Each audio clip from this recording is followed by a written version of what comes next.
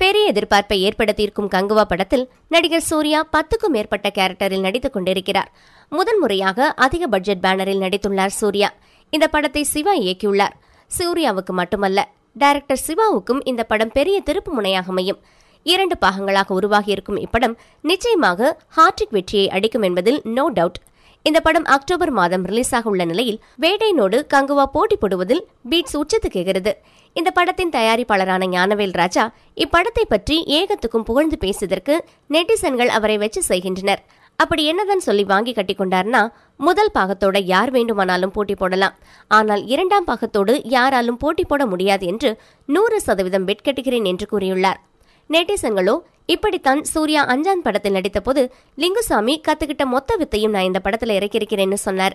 ஆனால் அந்த படம் படு தோல்வி. அதே போல கங்குவாவையும் ஆக்கிவிடாதீர்கள் என்று ஞானவேல் ராஜாவுக்கு எதிராக ட்ரோல் செய்து வருகின்றனர்.